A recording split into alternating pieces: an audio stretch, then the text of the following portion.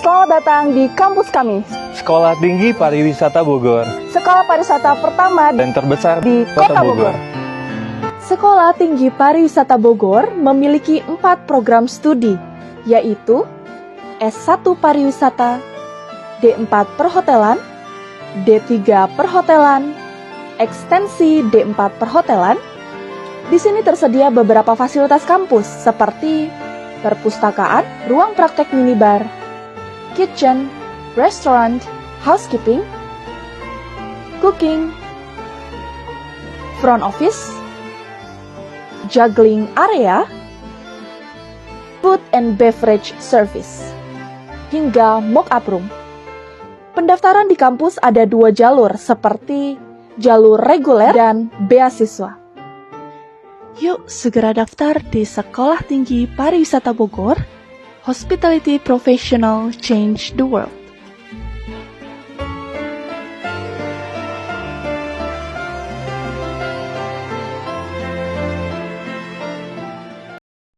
Assalamualaikum warahmatullahi wabarakatuh. Selamat pagi, salam sejahtera bagi kita semua. Sebelum memulai video ini, izinkan saya memperkenalkan diri terlebih dahulu. Nama saya Tatik Sri Wulandari, STR 4 MM. Saya adalah dosen tetap di Sekolah Tinggi Pariwisata Bogor dengan NIDN 0415027306. Pada kesempatan ini saya akan menyampaikan pernyataan diri dosen dalam unjuk kerja Tridharma Perguruan Tinggi atau PDDI KTPT. Bidang pengajaran pada mata kuliah yang saya ampu yaitu restoran manajemen, yang akan saya lakukan dengan pendekatan pembelajaran menggunakan teknik delivery, interaction, dan assessment atau DIA. Yang pertama yaitu delivery, merupakan teknik penyampaian materi pembelajaran di mana saya menggunakan 3 cara, yaitu yang pertama menggunakan referensi utama. Referensi yang saya ambil adalah dari buku Cousins, J. Foster, Graham, dan Collier tahun 2023 dengan judul buku Food and Beverage Management 6th Edition. Yang kedua adalah buku dari Lillicrad and Cousins, Food and Beverage Service 9th Edition tahun 2017. Yang kedua adalah penyampaian materi dalam bentuk PowerPoint. Yang ketiga, penyampaian materi dengan menggunakan video pembelajaran yang memuat topik-topik yang berkaitan dengan materi perkuliahan. Berikutnya saya menggunakan metode interaction. Pendekatan ini menjelaskan cara saya berinteraksi dengan mahasiswa selama proses perkuliahan. Adapun metode yang saya gunakan adalah yang pertama, setelah saya menjelaskan materi, maka saya akan memberikan kesempatan yang sama pada setiap mahasiswa untuk bertanya mengenai materi yang belum dipahami, serta memberikan kesempatan mahasiswa yang lain untuk berpendapat sehingga terjadi interaksi yang lebih efektif. Yang kedua adalah diskusi kelas, yaitu mahasiswa membuat kelompok dan mendiskusikan kasus yang saya berikan. Kemudian mahasiswa dapat menjelaskan permasalahan atau kasus kepada kelompok lain, dan kelompok lain memberikan umpan balik berupa pertanyaan pada kelompok tersebut, sehingga dapat terbentuk suasana kelas yang aktif dan komunikatif. Yang berikut adalah penggunaan perangkat lunak learning management system. Media ini digunakan untuk menyebarkan, membagikan materi perkuliahan, tugas, kehadiran, kuis, soal public test, dan soal final test. Melalui aplikasi ini, hasil dan proses pembelajaran dapat didokumentasikan dengan baik. Kemudian metode yang ketiga adalah assessment. Pada minggu pertama awal perkuliahan, saya menyampaikan kepada mahasiswa yang akan saya ajarkan mengenai kontrak perkuliahan, berisi regulasi dalam kelas dan bobot penilaian yang sudah ditetapkan oleh akademik. Antara lain adalah kehadiran sebanyak 10%, tugas 15%, kuis 15%, UTS 25% dan UAS 35%. Sehingga totalnya adalah 100%. Dengan jumlah pertemuan sebanyak 16 kali pertemuan terdiri dari 12 pertemuan materi perkuliahan, 2 pertemuan study week, dan 2 kali pertemuan UTS serta UAS. Pada mata kuliah restoran manajemen, secara rinci terangkum dalam RPS atau rencana pembelajaran semester. Dokumen RPS restoran manajemen dibuat oleh dosen pengampu mata kuliah sebelum proses pembelajaran dimulai dan disetujui oleh Ketua Program Studi Diploma 3 Perhotelan Sekolah Tinggi Pariwisata Bogor.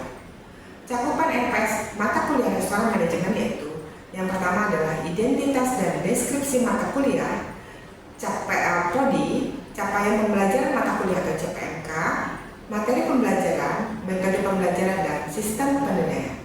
Saya akan menjelaskan satu persatu. Yang pertama adalah identitas dan deskripsi mata kuliah restoran manajemen. Mata kuliah restoran manajemen atau manajemen restoran adalah mata kuliah wajib bagi Prodi Diploma 3 Perhotelan Sekolah Tinggi Pariwisata Bogor dengan kode mata kuliah HTL 009. Bobot SKS yang diberikan pada mata kuliah ini adalah 3 SKS diberikan kepada semester 3 dengan prasyarat mata kuliah telah lulus dalam mata kuliah Food and Beverage Service. Salah satu misi Prodi Diploma 3 Perhotelan Sekolah Tinggi Pariwisata Bogor adalah menyelenggarakan program pendidikan yang dapat menghasilkan tenaga profesional di bidang perhotelan dan menghasilkan sumber daya manusia berkarakter kewirausahaan yang berkualitas. Maka, mata kuliah restoran manajemen merupakan mata kuliah yang membekali mahasiswa dengan pengetahuan, keterampilan yang berhubungan dengan kemampuan untuk berwirausaha di bidang makanan dan minuman.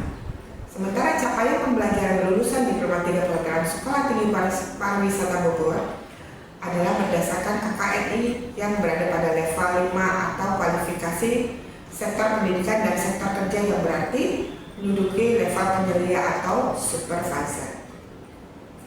Adapun capaian pembelajaran lulusan berdasarkan sikap yaitu mahasiswa diharapkan mampu bertakwa kepada Tuhan Yang Maha Esa, menunjukkan sikap bertanggung jawab atas pekerjaan di bidang keahliannya secara mandiri. Dari sisi pengetahuan, mahasiswa diharapkan mampu menguasai konsep, prinsip, metode perencanaan kapasitas dan tata letak fasilitas, sistem desain kerja di restoran. Untuk kompetensi umum, mahasiswa diharapkan mampu menjelaskan konsep, prinsip-prinsip, teknik dan metode secara mendalam.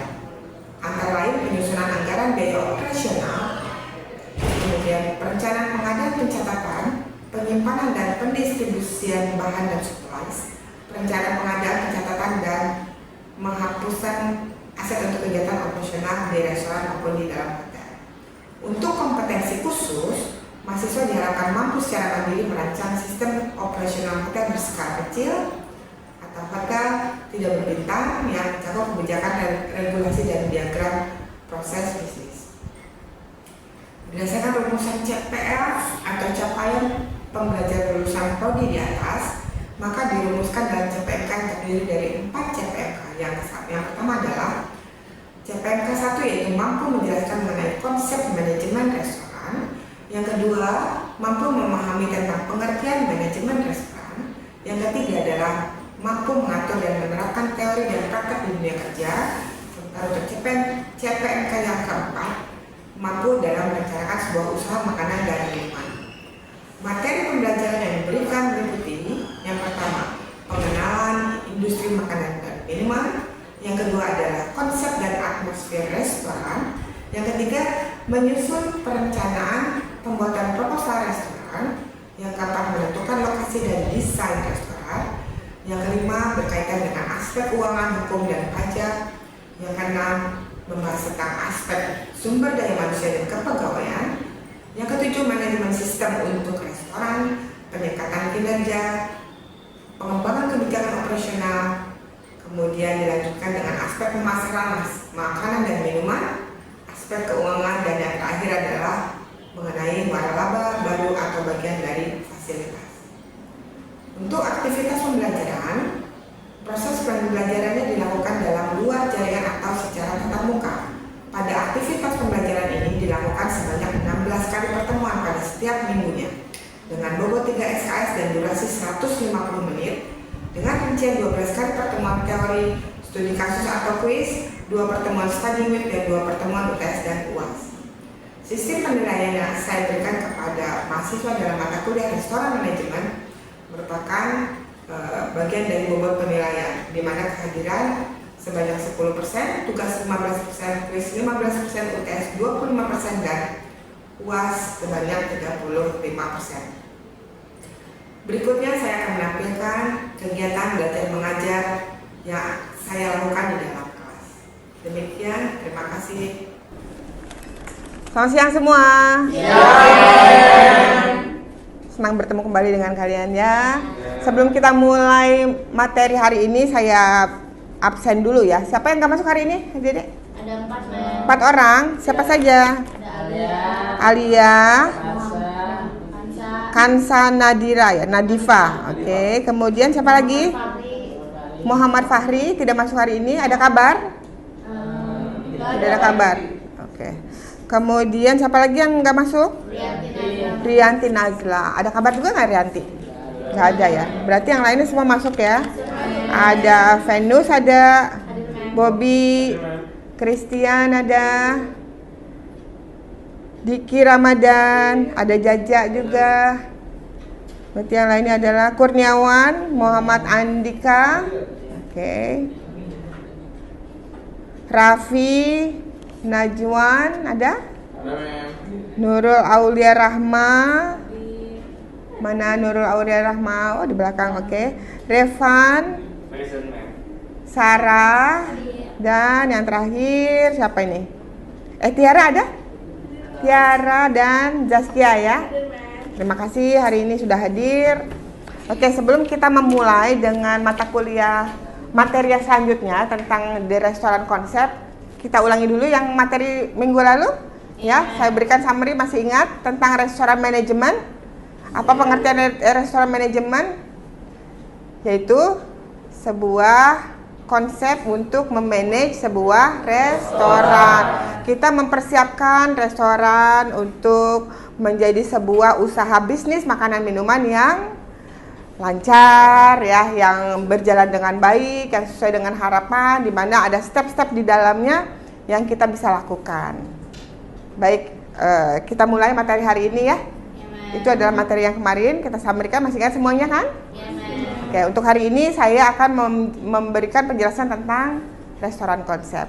Apakah konsep itu? Sebelumnya saya ingin bertanya dulu kepada adik-adik semua.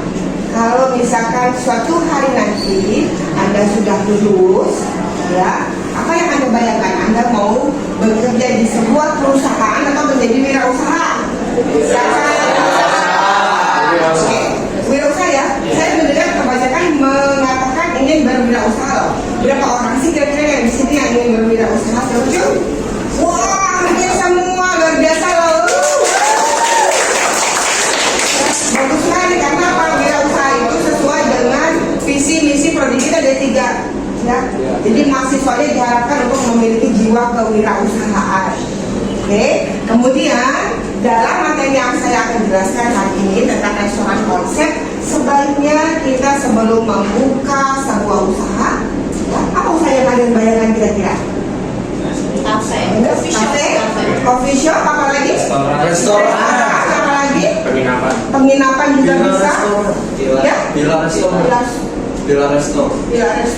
Villa dan resto, kemudian bar, boleh ya. Semua usaha rata-rata. Ya, saya sering memperhatikan beberapa usaha yang ketika buka openingnya, wow, grand openingnya bagus banget, pengunjungnya banyak, tapi kemudian ada fasilitas dapur. Oke, kita mulai ya dari awal ya, pengenalan pertamanya. Nah, untuk sebuah restoran ya adik-adik, ini kita harus mengembangkan dulu sebuah konsep yang benar-benar mumpuni dari awalnya, yang benar-benar steady ya. Jadi rencananya sangat matang, akan tetapi untuk memperoleh ini kita pertama kali harus membuat dulu tujuan membuat restorannya. Apa visi misi kita ke depan? Bagaimana, siapa target audiens kita, bagaimana kita mengarahkan usaha kita ke visi misi kita ke depannya tadi ya. Visi misi apa? Sebuah rencana jangka panjang. Visi misi adalah rencana layout dari restoran ini. Nah, di sini saya katakan bahwa dengan memahami komponen inti ini, calon pemilik restoran Anda semua ya, akan dapat menciptakan identitas khas yang menarik ya. kemudian juga menumbuhkan loyalitas dari pelanggan, karena semua konsep ini kita kemas dengan baik, dengan sempurna. Mudah-mudahan implementasinya juga sempurna, ya, dengan baik, gitu, dengan lancar, sehingga tidak terjadi banyak kendala dalam implementasinya. Kemudian kita di sini juga mengatakan bahwa kita harus menyelaraskan tim dan pemangku kepentingan menuju tujuan bersama untuk memberikan pengalaman bersantap. Kalau bahasa Inggrisnya apa pengalaman bersantap? Dining experience. Nah, itu tujuan kita, ya. Jadi kita tidak hanya membuat restoran hanya untuk memberikan tamu rasa kenyang dan tidak haus lagi, benar? Yang sekarang lagi trending apa jadi? Itu sebuah tempat, ya. Kalau Anda bayangkan masuk ke dalam sebuah restoran, mencari restoran adalah tempat yang pertama nyaman, estetik, instagramable, gitu ya. Yang harganya pun affordable, ya, sesuai dengan kantong, gitu ya, ramah kantong, ya. Seperti itu. Jadi kita harus memberikan apa yang diinginkan oleh target customer kita, ya, dan memberikan sangat penting untuk kita pertimbangkan, ya. Lokasi ini akan membuat kita mendatangkan tamu yang banyak. Oke. Kemudian type of restaurant, tipe restoran seperti apa yang akan kita buat. Yang berikut adalah available. Katanya kalau misalnya available resource itu ya apa ya? Available resource. Oke. Saya akan jelaskan tentang available resource. Artinya gini, kalau kita mau membuat restoran, ya, restoran Itali, jangan salah. Restoran Itali, berarti kita harus mempersiapkan apa nih untuk restoran Itali? Pertama adalah peralatan yang mendukung membuat menu Itali. Yang kedua, chefnya, ya, chefnya harus menguasai apa? Ilmu memasak makanan Itali, paling tidak, khususnya makanan Itali. Seperti itu, ya. Kemudian waiter-waitressnya gimana? Harus kita training atau misalkan sudah pernah bekerja di sebuah restoran bergaya Itali. Seperti itu, ya. Ada lagi? Cukup. Clear and patient. Nah, apa menurut kalian dari kalimat ini kita bisa menyimpulkan apa?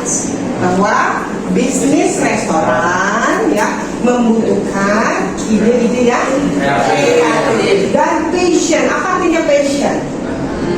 Passion adalah keinginan kita. Passion itu artinya adalah sesuatu yang mendorong kita untuk melakukan tanpa dipaksa. Jadi walaupun itu nggak enak, kita tetap melakukan karena kita suka, gitu ya. Karena kita suka, walaupun nggak enak proses untuk menuju ke sana, tapi kalau udah passion, ya kita lakukan. Nah, itu passion. Tidak ada pemaksaan di sini. Passion, kemudian perhatikan, ya, di mana lokasinya, tempatnya yang baik sesuai dengan target dan lain sebagainya. Kedua, local market area. Nah, ini kita perhatikan juga restoran kita apakah cocok di tempat yang akan kita bangun. Kita tidak mungkin kan membuat sebuah Arabic food ya di tempat yang tidak banyak orang Arabnya, gitu ya. Contohnya di Tanjung Priuk, ya, benar, tidak banyak orang Arab situ. Laku nggak?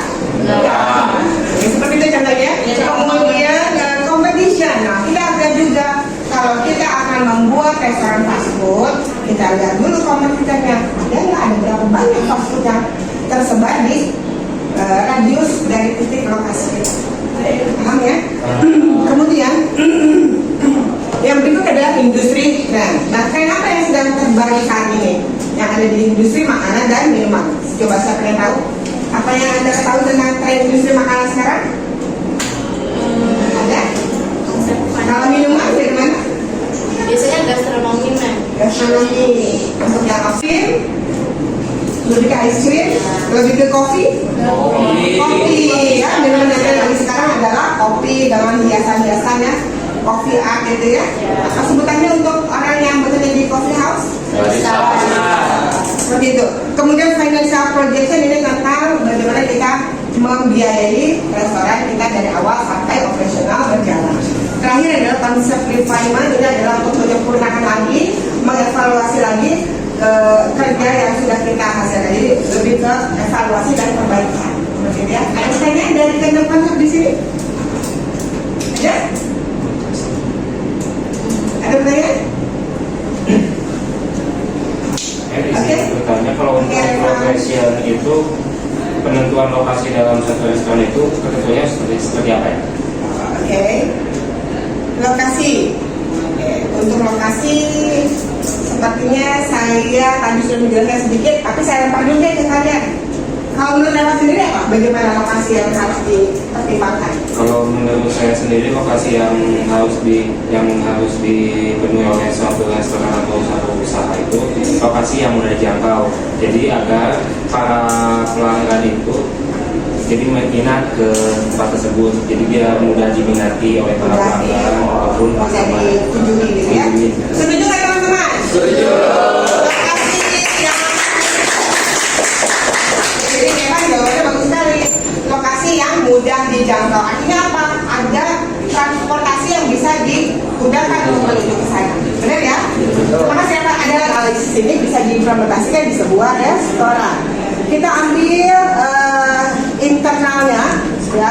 Internal ada dua nih, ada yang positif, ada yang negatif. Positif yang mana tadi? Yang strength. Yang negatifnya weakness, ya. Strength ini contohnya adalah reputasi, strong customer base. Ini dalam konteks restoran ya.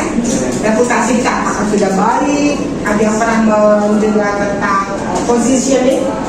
Ya, positioning itu adalah apa yang diingat oleh customer. Saya contohkan gini, kalau saya mengatakan mana yang paling Anda ingat kalau saya mengatakan Bolu Talas, Lapis Sangkuria. Sangkuria, ada lagi Bolu Talas, Sangkuria, Amanda, apa lagi? Ada Bolu Talas, Bolu Amor. Bolu Amor, ya. Tapi yang menyebutkan yang berpikir pertama kali Sangkuria siapa? Coba. Sangkuria, Bolu Talas, Sangkuria, Bolu Talas Amanda, Bolu Talas Amor. Ada satu. Artinya positioning ini apa yang dilihat pertama kali oleh orang? Kebanyakan orang kalau mikir Bolu Talas mana? Sangkuria. Itulah positioning yang pertama. Dari desain and layout. Untuk lebih jelasnya, setiap desain yang kita buat harus sesuai dengan tujuannya, restoran kita seperti apa maunya. Nah, di sini saya akan menjelaskan sedikit tentang restoran floor plan dari AHR restoran. Ini restoran di Amerika sebenarnya ya. Di sini kita melihat ada entrance-nya. Entrance tamu datang, ini ya, pintunya besar ya.